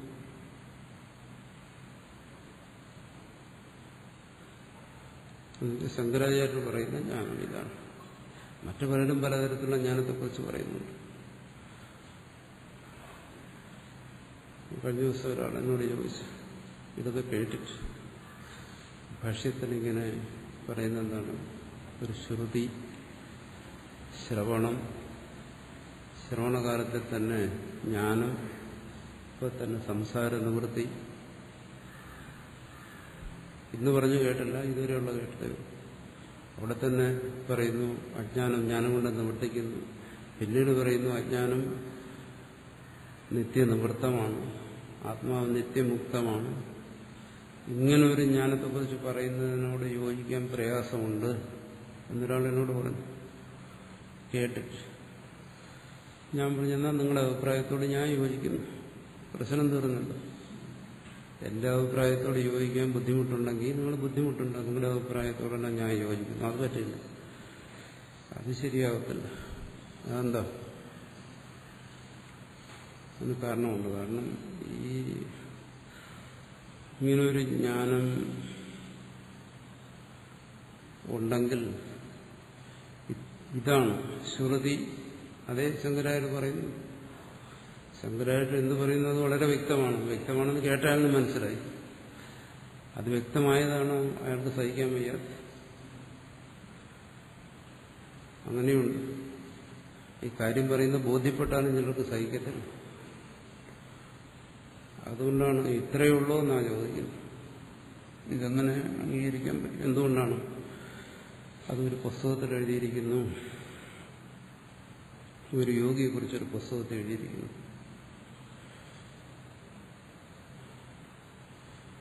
ഏത് പുസ്തകം എന്ന് ഞാൻ ചോദിച്ചില്ല, കാരണം ചോദിച്ചാൽ പിന്നെ അത് വായിക്കേണ്ടി വരും. എനിക്കിപ്പോൾ വായിക്കുന്ന ശീലമുണ്ട്,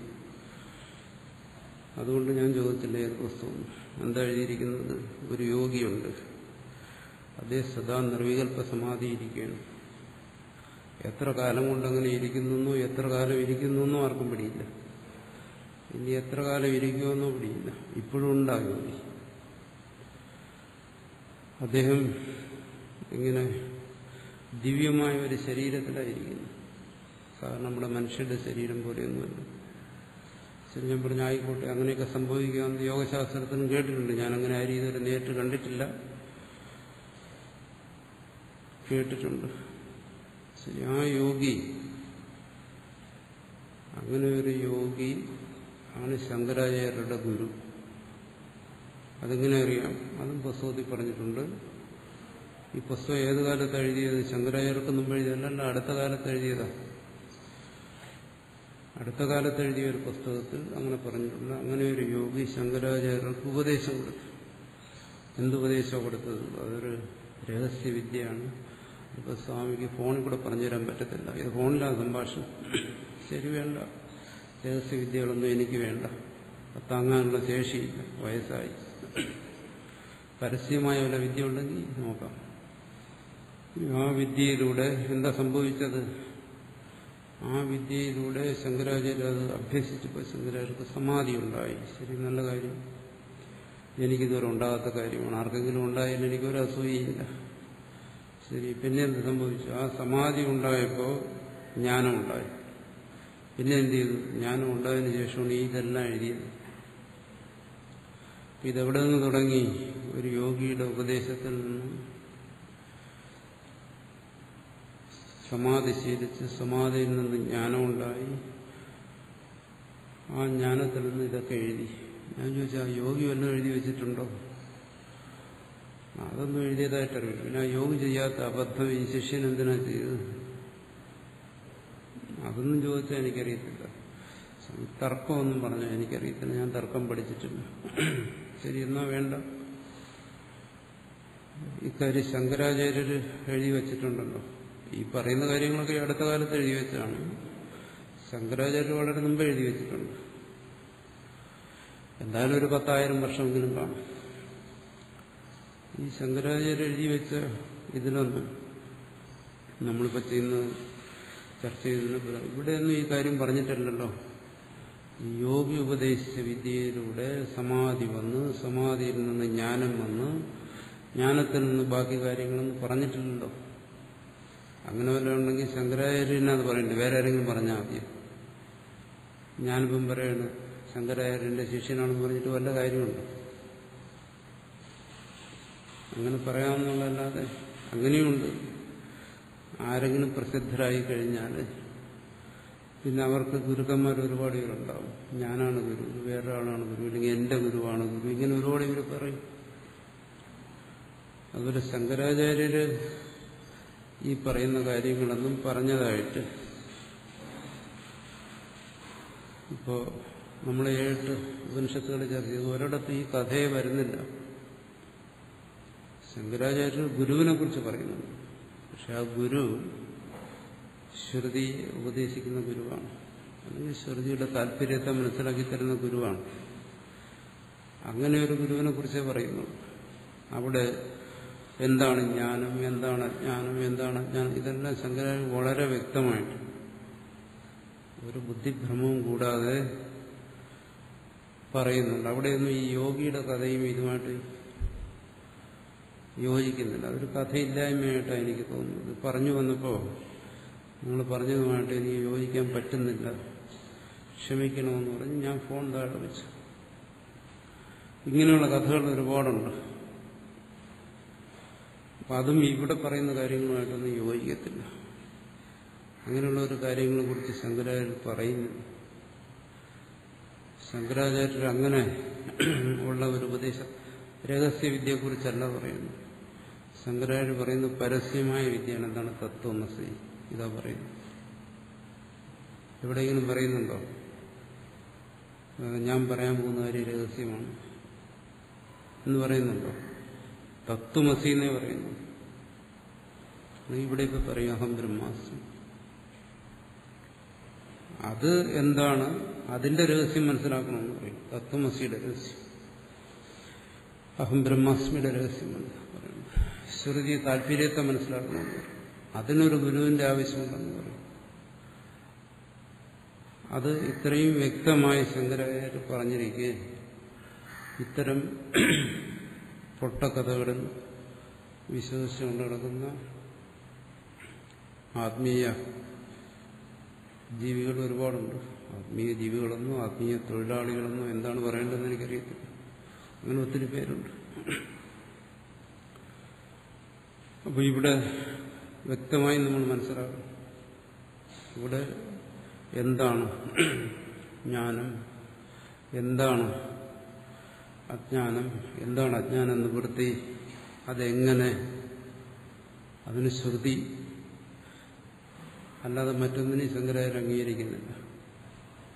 ആ ശ്രുതിയുടെ താല്പര്യത്തെ ഗ്രഹിച്ച ഗുരുവിന്റെ സഹായം വേണമെന്നും പറയും. അത് കഴിഞ്ഞ ദിവസം ചർച്ച ചെയ്യും. ഇതിനപ്പുറം മൂന്നാമതൊന്നിനെ ഒരു രഹസ്യവിദ്യകളെയും രഹസ്യ മന്ത്രങ്ങളെയും രഹസ്യ കാര്യങ്ങളെയൊന്നും ശങ്കരാചാര്യർ അംഗീകരിച്ചിട്ടില്ല. ആ ശങ്കരാചാര്യരുടെ തലയിലാണ് ഈ വേണ്ടാധീനങ്ങളെല്ലാം കെട്ടിവെക്കുന്നത്.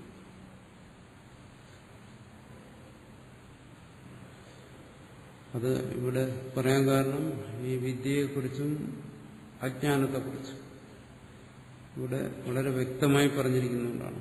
നതു പാരമാർത്ഥികം വസ്തു കർത്തും നിവർത്തയിതും വ അർഹതി ബ്രഹ്മവിദ്യ. ബ്രഹ്മവിദ്യ എന്ന് പറയുന്നത് ആ സദാത്മേകത്വത്തെ ബോധിപ്പിക്കുന്ന അറിവ്, തത്വമസി ബോധിപ്പിക്കുന്ന ആ അറിവ്. അതിന് മറ്റ് അത്ഭുതങ്ങളോ സിദ്ധികളോ ഒന്നും ഇതിനകത്തില്ല. തസ്മാത് വ്യർത്ഥൈവ ശ്രുതഃ അന്യശ്രുതകൽപ്പന. അതുകൊണ്ട് ഈ നേരത്തെ പറഞ്ഞതിനാണ് അശ്രുതകൽപ്പന എന്ന് പറയുന്നത്. ശ്രുതഹാനി അശ്രുതകൽപ്പന. ഈ യോഗികളുടെ കഥകൾ, കെട്ടുകഥകൾ, ഇതാണ് ശ്രുതഹാനി അശ്രുത. എന്താണ്? എന്താണോ നേരിട്ട് പറഞ്ഞിരിക്കുന്നത് അതിനെ ഉപേക്ഷിക്കുക, എന്താണോ ഇല്ലാത്തത് അതിനെയൊക്കെ കൽപ്പന ചെയ്യുക. അതെല്ലാം വ്യർത്ഥായവ. ആധ്യാത്മിക അധിക പ്രസംഗം എന്ന് പറയും. ഇതെല്ലാം വ്യർത്ഥമാണ്. ഇത് ശങ്കരാചാര്യർ പറയുന്നതാണ്. അപ്പോൾ വീണ്ടും ആ വിഷയത്തിലേക്ക് വരാം. ജ്ഞാനം അജ്ഞാനം നിവൃത്തി, രണ്ട് വിഷയങ്ങളാണ് ഇവിടെ ചർച്ച ചെയ്യുന്നത്. ഇവിടെ പറയും ജ്ഞാനഫലം എന്താണ്? അത് അജ്ഞാനം നിവൃത്തി. അത് നേരത്തെ പറഞ്ഞു. അതൊരു കർമ്മഫലം, ക്രിയാഫലം, കാരകഫലം എന്നെല്ലാം പറയുന്ന പോലെ ഒരു മുഖ്യമായ അർത്ഥത്തിൽ പറയുന്നതാണ്. മനസ്സിലാക്കി തരുന്നതിന് വേണ്ടി മനസ്സിലാകുന്ന ഭാഷ ഉപയോഗിക്കുന്നു എന്നേ ഉള്ളൂ. ഹേതു ഫലം എന്നൊക്കെ ഉള്ളത് ആ രീതി ഉപയോഗിക്കുകയാണ്. അങ്ങനെ പറയുമ്പോൾ സ്വാഭാവികമായിട്ട് സംശയം വരും. ഈ ബ്രഹ്മത്തെ, സ്വപ്രകാശമായിരിക്കുന്ന ഈ ബ്രഹ്മത്തിൽ അത് താൻ തന്നെയാണല്ലോ. അന്യമായൊരു ബ്രഹ്മത്തെക്കുറിച്ചുകൂടെ പറയുന്നില്ല. ആ ബ്രഹ്മണി അവിദ്യ അനുപത്തി. ബ്രഹ്മത്തിൽ അജ്ഞാനം, അതിന് യുക്തിയില്ല എന്നാണ്. അനുപത്തി എന്ന് വെച്ചാൽ യുക്തിയില്ല. അതെങ്ങനെ സംഭവിക്കും? അത് ആലോചിച്ച് പറയുന്നതാണ്. ബ്രഹ്മം അജ്ഞാനമില്ല എന്ന് പറയുമ്പോൾ ഈ ബ്രഹ്മം എന്താ സാധനം? ഈ ബ്രഹ്മമാണ് ഈ ജഗത്തിനെ സൃഷ്ടിച്ചിരിക്കുന്നത്. ആ ബ്രഹ്മമാണ് ഇതിൽ അനുപ്രവേശം ചെയ്തിരിക്കുന്നത്. ബ്രഹ്മസൂത്രത്തിൽ പറഞ്ഞല്ലോ, മനസ്സാപ്യചിന്യ രചനാരൂപസ്യ. മനസ്സുകൊണ്ട് പോലും സങ്കല്പിക്കാൻ കഴിയാത്ത ജീവന്റെ മനസ്സുകൊണ്ട് അങ്ങനെ വളരെ വിചിത്രമായ ഈ പ്രപഞ്ചത്തെ സൃഷ്ടിക്കണമെങ്കിൽ ആ സൃഷ്ടികർത്താവിനെ കുറിച്ച് നമുക്ക് പരമാവധി സങ്കല്പിക്കാവുന്ന എന്താണ്? അതൊരു സർവജ്ഞനാണ്.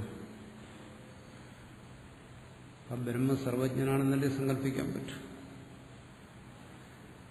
കാരണം നമുക്കറിയാം, നമ്മളൊരു ചെറിയ വസ്തുവിനെ സൃഷ്ടിക്കാൻ തുടങ്ങുമ്പോൾ, ഉദാഹരണം ഒരു ചെറിയ പാത്രത്തെ ഉണ്ടാക്കാൻ തുടങ്ങുമ്പോൾ എന്ത് വൈഷമ്യമാണ് അവിടെ അനുഭവപ്പെടുന്നത്. ജീവന് സൃഷ്ടിയിൽ ഒരുപാട് പരിമിതികളുണ്ട്. എന്താ അതിന് പ്രധാന കാരണം? അവൻ സർവജ്ഞനല്ല, അല്പജ്ഞനാണ്. അവന്റെ അല്പമായ അറിവുകൊണ്ട് ഒരു ചെറിയ സൃഷ്ടി നടത്തുമ്പോൾ വിഘ്നങ്ങളും അപൂർണതയുമാണ്. പക്ഷെ ഈശ്വരൻ അങ്ങനെയല്ല. അതിവിപുലമായ ഈ പ്രപഞ്ചത്തെ സൃഷ്ടിച്ചിരിക്കുന്ന സർവജ്ഞനാണ്. ആ സർവജ്ഞനായ ആ ബ്രഹ്മമാണ് സൃഷ്ടിച്ച് പിന്നെ ഇതിനകത്ത് കടന്നുകൂടിയത്. എന്നിട്ട് പറയുന്നു തത്വമസി, അവനും ഇവനും ഒന്ന് തന്നെ, ഒരു വ്യത്യാസമില്ല. അപ്പോൾ ആ സർവജ്ഞനിൽ എങ്ങനെ അജ്ഞാനം? അതാണ് ചോദ്യത്തിന്റെ താല്പര്യം. ഈശ്വരനെ സർവജ്ഞനെന്ന് പറയുകയും പിന്നെ അജ്ഞാനമുണ്ടെന്ന് പറയുകയും ചെയ്യും. ജീവനെ സംബന്ധിച്ച് പറയാം, അവന് അറിവുണ്ട്, എന്നാൽ വിവരക്കേടുണ്ട്. അത് സംഭവിക്കാം, ഇത് രണ്ടും കാണാറുണ്ട്. പക്ഷേ സർവജ്ഞനായ ഈശ്വരൻ എങ്ങനെ അജ്ഞാനം വരും? അത് മാത്രമല്ല, പിന്നെ പറയുന്നു ആ അജ്ഞാനത്തെ ജ്ഞാനം കൊണ്ടില്ലാതാക്കുന്നു. ആ ജ്ഞാനനാശം ജ്ഞാനഫലമാണ്. ഇതൊന്നും ഒരു എത്ര അങ്ങോട്ട് പറഞ്ഞിട്ടും അങ്ങോട്ട് ബോധ്യപ്പെടുന്നില്ല. അതുകൊണ്ടാണല്ലോ ഇതിന് വേറെ കൽപ്പനകളൊക്കെ ചെയ്ത് വൃത്തികാരൻ അല്ലെങ്കിൽ ഭർത്തൃപ്രപഞ്ചൻ. അതുകൊണ്ട് ചോദിക്കുന്നു ബ്രഹ്മണ്യ അവിദ്യ അനുപത്തി. ബ്രഹ്മത്തിൽ അവിദ്യ അനുപരണമാണ്. ഈ ചോദ്യത്തിനൊക്കെ അടിസ്ഥാനപരമായ ഒരു തകരാറുണ്ട്. കാരണം ഏതെങ്കിലും ഒരു വസ്തുവിന്റെ ഉണ്ട് എന്ന് പറയുമ്പോൾ നമ്മുടെ മനസ്സിൽ അതിൻ്റെ ഒരു അസ്തിത്വം ദൃഢമാകും. പുസ്തകമുണ്ട് എന്ന് പറയുമ്പോൾ പുസ്തകത്തിന്റെ അസ്തിത്വം, മേശയിൽ പുസ്തകം ഇരിക്കുന്നു, മേശയെക്കുറിച്ചുള്ള അസ്തിത്വം മനസ്സിൽ വരുന്നു, അതിൽ പുസ്തകത്തെക്കുറിച്ചുള്ള അസ്തിത്വം വരുന്നു, രണ്ടിനെയും ബന്ധിപ്പിക്കുന്നു. അപ്പോൾ മേശ, അത് പുസ്തകം ഇരിക്കാം. ആ പുസ്തകത്തെ ഉൾക്കൊള്ളാൻ പറ്റിയ ഒരു വസ്തുവാണ് മേശ. മേശയിൽ ഇരിക്കാൻ പറ്റിയ ഒരു വസ്തുവാണ് പുസ്തകം. എന്തുകൊണ്ടാണ്? ഇതിന് രണ്ടിനും സമാനമായ അസ്തിത്വങ്ങളുള്ളതുകൊണ്ടാണ്. മേശയിൽ പുസ്തകം ഉണ്ട് എന്ന് പറയുമ്പോൾ നമ്മുടെ മനസ്സിൽ ഒരു പൊരുത്തക്കേടുന്ന ഒന്നുമില്ല. വേറെ രീതിയിൽ പറഞ്ഞാൽ രണ്ടിന്റെയും സത്ത സമാനമാണ്. മേശയ്ക്ക് എന്താണോ സത്തയുള്ളത് അത് തന്നെ പുസ്തകത്തിൽ, അതിന് സമാനമായ സത്ത പുസ്തകത്തിനുള്ളത്. മേശയിൽ പുസ്തകം ഇരിക്കും. മേശയിൽ പുസ്തകം ഇരിക്കുമ്പം ആ മേശ സത്യമാണ്, പുസ്തകം സത്യമല്ലെന്ന് പറഞ്ഞാൽ ശരിയാവും. എന്തുകൊണ്ട് ശരിയാകുന്നില്ല? രണ്ടിനും ഒരേപോലെയാണ് സത്ത. ഈ ബുദ്ധിയാണ് നമ്മുടെ ഉള്ളിൽ. പ്രപഞ്ചാനുഭവത്തിൽ നമ്മൾ സർവത്ര കാണുന്ന ഇതാണ്. സമാന സത്തയുള്ള വസ്തുക്കൾ ഒന്നിന് മറ്റൊന്നാശ്രയമാകുന്നു. ഈ ബുദ്ധി കൊണ്ടാണ് നമ്മൾ കേൾക്കുന്നത് എന്താണ്? ബ്രഹ്മത്തിൽ അജ്ഞാനമിരിക്കുന്നു, മേശയിൽ പുസ്തകം ഇരിക്കുന്നു എന്ന് പറഞ്ഞപ്പോൾ ഗ്രഹിച്ച ഏത് ബുദ്ധിയാണോ ആ ബുദ്ധിയാണ് ഇതും ഗ്രഹിക്കേണ്ടത്. ഇതിനുവേണ്ടി വേറൊരു ബുദ്ധിയെ കൊണ്ടുവരാൻ ഒക്കത്തില്ല. ബ്രഹ്മത്തിൽ അജ്ഞാനമിരിക്കുന്നു. അപ്പം ബ്രഹ്മവും നമ്മൾ ധരിക്കും, ബ്രഹ്മവും സത്തയാണ്, അതിന് സംശയമൊന്നുമില്ല. അജ്ഞാനം അസ്ഥി, അജ്ഞാനത്തിലും സത്തയെ നമ്മൾ ആരോപിക്കുന്നു. അതുകൊണ്ട് ഈ പ്രാപഞ്ചികമായ നമ്മുടെ സാധാരണ അനുഭവത്തിൽ നിന്ന് ഒരു ദൃഷ്ടാന്തത്തെ എടുത്ത് ഇത് മനസ്സിലാക്കാൻ സാധ്യമല്ല. ഇത് മനസ്സിലാക്കണമെങ്കിൽ എന്ത് വേണം? അതാണ് അടുത്ത് പറയുന്നത്, ന ബ്രഹ്മണി വിദ്യാവിധാന നഹി ശുക്തികായാം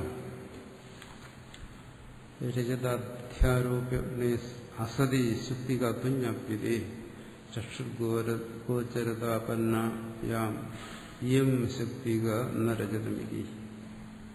അതുകൊണ്ട് ഇതങ്ങനെ മനസ്സിലാക്കരുത്. അതിനു വേണ്ടിയിട്ടാണ് ഈ ഉദാഹരണം പറയുന്നത്. സമാന സത്തയുള്ള ലൗകിക വിഷയങ്ങളിൽ ആധേയഭാവം വരുന്നത് പോലെ ബ്രഹ്മത്തിനും അജ്ഞാനത്തിനും ആധാര ആധേയഭാവമില്ല. ഇതേതുപോലെ ശുക്തികാരചിതം പോലെ, ശുക്തിയിലെ രചനത്തെ പോലെ മനസ്സിലാക്കണം. അവിടെ വ്യത്യാസമുണ്ട്. എന്താണ്? അവിടെ ശുക്തിയേ ഉള്ളൂ, രജതം എന്ന് പറയുന്നത് അവിടെ ഇല്ല. ശുക്തിയിൽ രജതം ഇരിക്കുന്നു എന്ന് പറഞ്ഞാൽ ശുക്തിയുടെ പുറത്ത് വേറൊരു രജതത്തെ എടുത്ത് വയ്ക്കുന്നു എന്നല്ല. രജ്ജുവിൽ സർപ്പം ഇരിക്കുന്നു എന്ന് പറഞ്ഞാൽ രജ്ജുവിന്റെ പുറത്തൊരു സർപ്പം കയറിയിരിക്കുന്നു എന്നല്ല. കേവലം രജ്ജുവിൽ സർപ്പപ്രതീതി. ശുക്തിയിൽ കേവലം രജതപ്രതീതി. അവിടെ ആരോപിതമായ വസ്തുവിന്റെ സത്തയെ അംഗീകരിക്കുന്നില്ല. അതിനൊരു പൃഥക് സത്ത, സ്വതന്ത്ര സത്തയെ അംഗീകരിക്കുന്നു. പുസ്തകത്തിനെങ്ങനെയാണ് ഇവിടെ സ്വതന്ത്ര സത്തയുള്ളത്, അതുപോലെ ആരോപിതമായ വസ്തുവിൽ സ്വതന്ത്രമായ ഒരു സത്തയെ അംഗീകരിക്കുന്നില്ല. എന്നാൽ ഒരനുഭവം ഉണ്ട് താൻ, അതിനതിൻ്റെതായ ഒരു സത്തയില്ല, എന്നാൽ അനുഭവമുണ്ട്. അനുഭവം എങ്ങനെ അനുഭവപ്പെടുന്നു? അത് ഉള്ളതുപോലെ അനുഭവപ്പെടുന്നു. ഉള്ളതായിട്ടല്ല, ഉള്ളതുപോലെ. ശുക്തിയിൽ രജതം ഉള്ളതുപോലെ, രജ്ജുവിൽ സർപ്പം ഉള്ളതുപോലെ. അതുപോലെ ഈ സർവജ്ഞ സ്വരൂപമായിരുന്ന ഈ ബ്രഹ്മത്തിൽ അജ്ഞാനം അനുഭവപ്പെടുന്നു. അജ്ഞോഹം, ഞാൻ അജ്ഞനാണ് എന്നിൽ അജ്ഞാനമുണ്ട്. പക്ഷെ അതെന്താണ്? അജ്ഞാനം ഉണ്ടെന്നല്ല, അജ്ഞാനം ഉള്ളതുപോലെ. ഇതിന് അനുഭവം എന്ന് പറയണ്ട, ഒരു പ്രതീതി. അനുഭവമാണെന്ന അനുഭവം പോലെ.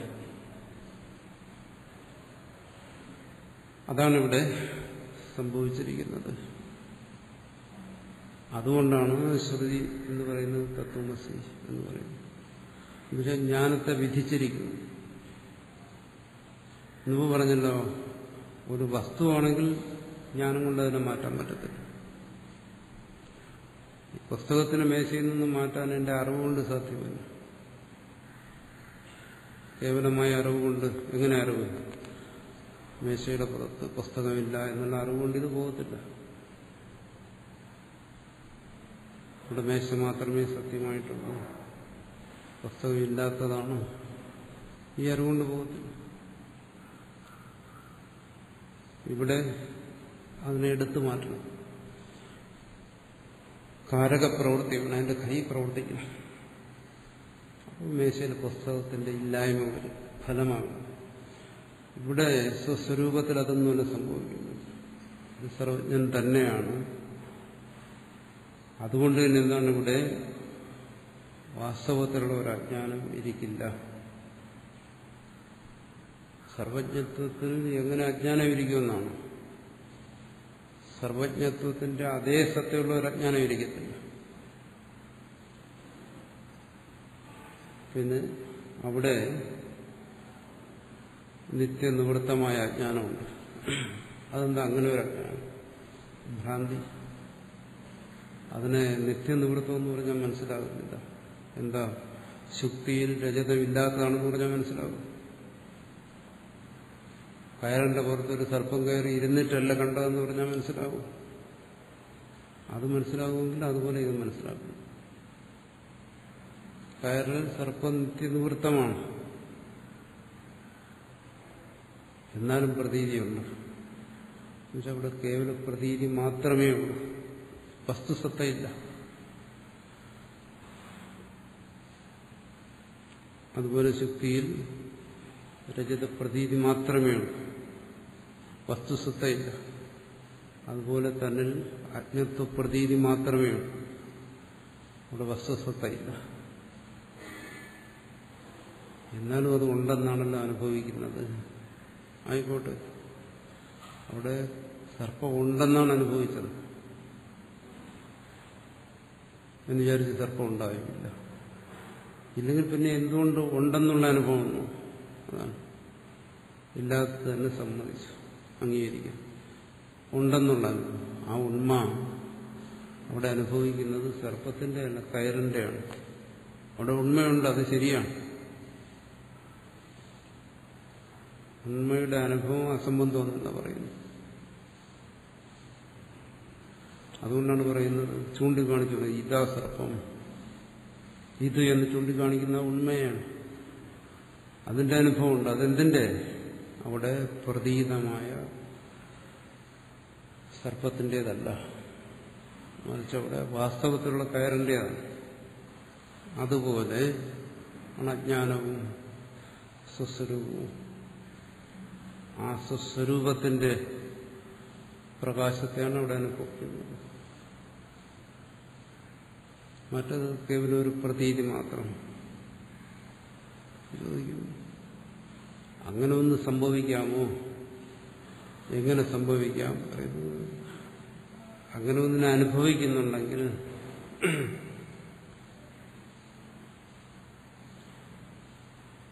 പിന്നെ സമ്മതിക്കാതെ നിവൃത്തിയില്ലല്ലോ. അങ്ങനെ ഒന്ന് സംഭവിക്കുന്നതിനുള്ള യുക്തിയില്ലല്ലോ. അവിടെയാണ് മനസ്സിലാക്കേണ്ട കാര്യം. യുക്തിയെ തുടർന്നല്ല അനുഭവം, അനുഭവത്തെ തുടർന്നാണ് യുക്തി വരേണ്ടത്. ആദ്യ യുക്തി, രണ്ടാമത് അനുഭവം, അങ്ങനെയല്ല. അതടുത്ത് അതിനെക്കുറിച്ച് ചർച്ച ചെയ്യുമ്പോൾ പറയും. അനുഭവത്തെ അംഗീകരിക്കുക.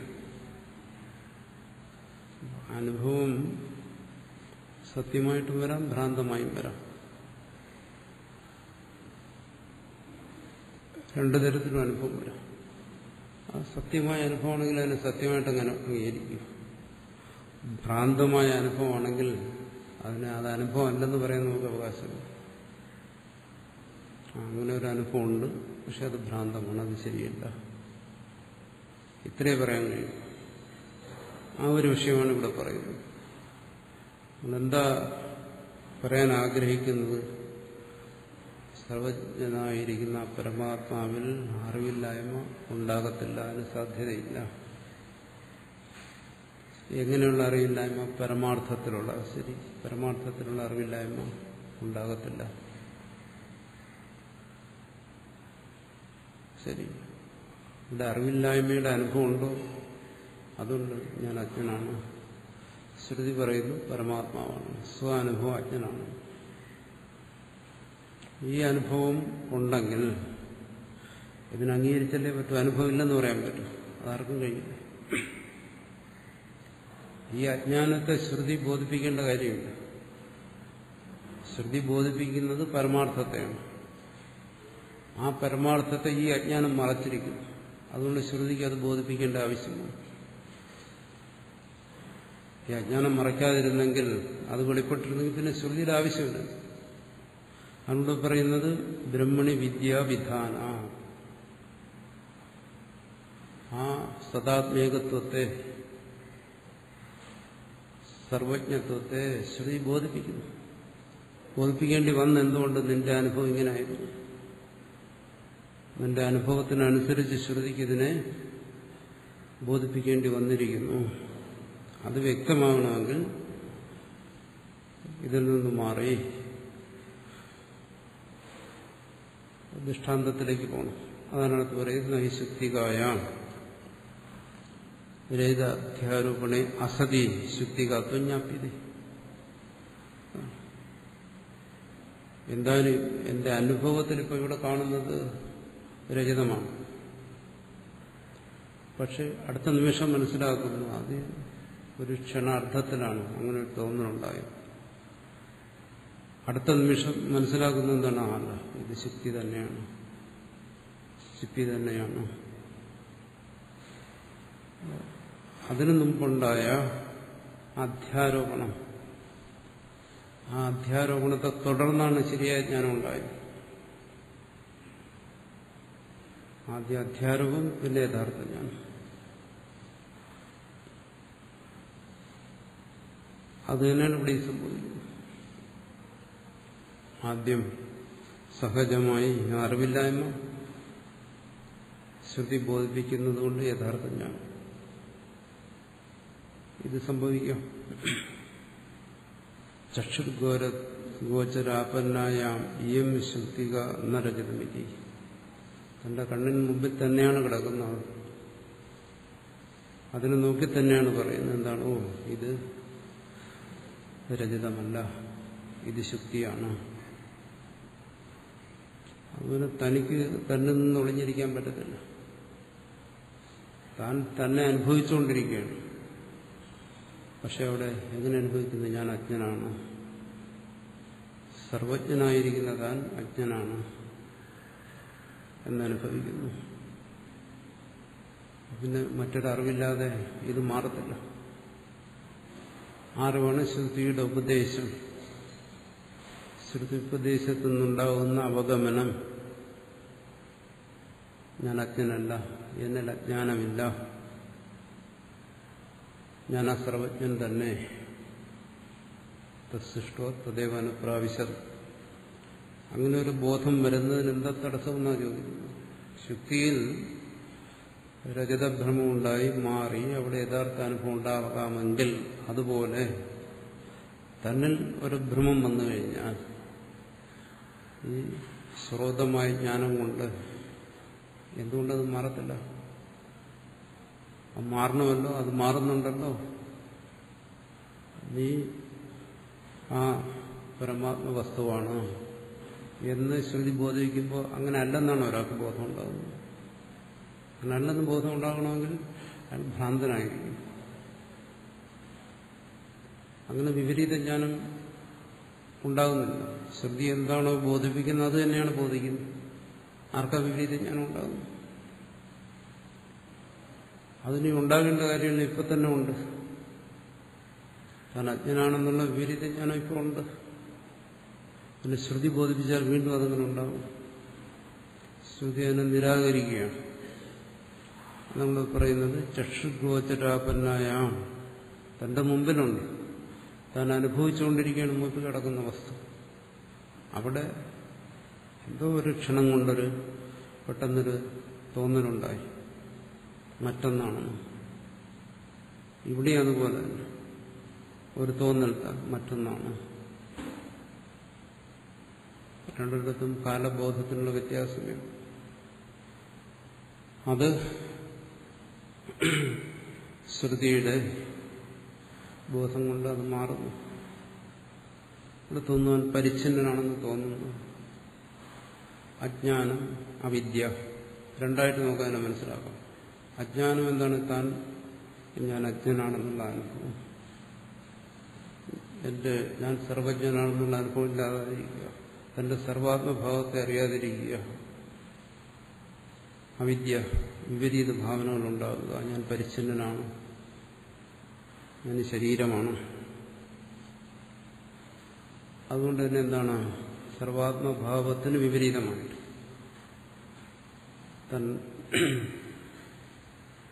ഈ ശരീരവുമായി ബന്ധപ്പെട്ട് തന്നെ അറിയുക.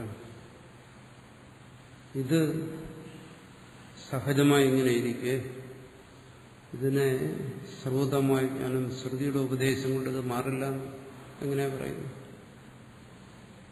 അതിനുവേണ്ടിയാണ് ശ്രുതി പറയുന്നത് എന്താണ്? തഥാ സദേ വേദം സർവം ബ്രഹ്മേ വേദം സർവം ആത്മേ വേദം സർവം നൈതം ദ്വൈതം അസ്ത്യബ്രഹ്മ ഇതി ബ്രഹ്മണി ഏകത്വ വിജ്ഞാനം ച വിധാതവ്യം ബ്രഹ്മണി അവിദ്യ അധ്യാരോപണായാം അസത്യം.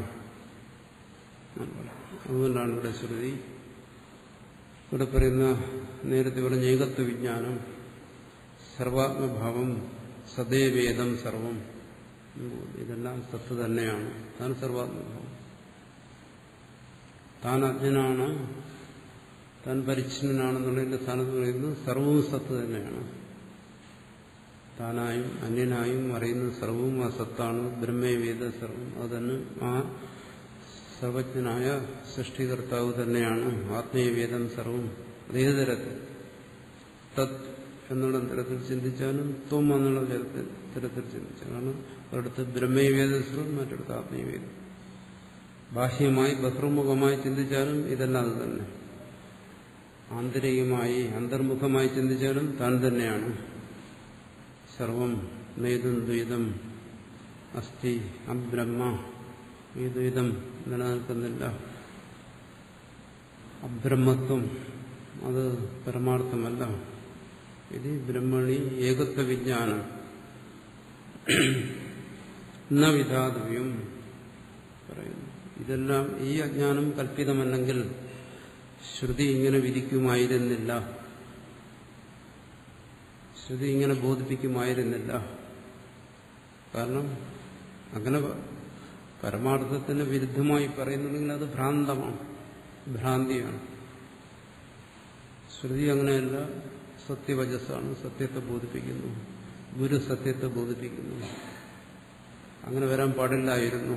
എങ്ങനെ? ബ്രഹ്മണി അവിദ്യ അധ്യാരോപണായാം അസത്യം.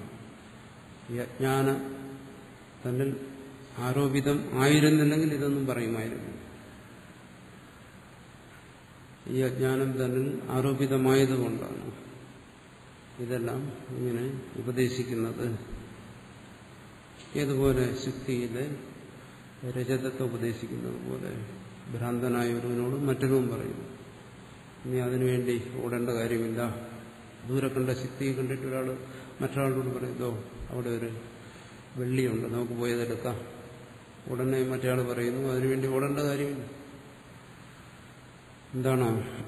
അത് ഭ്രാന്തിയാണ്. അത് ഭ്രാന്തിയാണെന്ന് മറ്റൊരുവന് ബോധ്യപ്പെട്ടതുകൊണ്ടാണ് അവൻ പറയുന്നത് അത് രജതമല്ല ശക്തിയാണെന്ന്. അതുപോലെ ഗുരുവിന് ബോധ്യപ്പെട്ടതുകൊണ്ടാണ് ഇത് ഉപദേശിക്കുന്നത്. ഇത് ആരോപിതമാണ് ജ്ഞാനം, അല്ലെങ്കിൽ അങ്ങനെ ഉപദേശിക്കുമായിരുന്നില്ല. മുമ്പ് പറഞ്ഞല്ലോ, ശ്രുതി സത്യത്തെ പറയത്തുള്ളൂ. യഥാഭൂത അർത്ഥവാദിത്വ വേദസ്യ, വേദം പറയുന്നത് സത്യമാണ്, അസത്യമല്ല. ആ വേദ താല്പര്യത്തെ മനസ്സിലാക്കി ഗുരു ഉപദേശിക്കുന്നത് സത്യമാണ്, അസത്യമല്ല.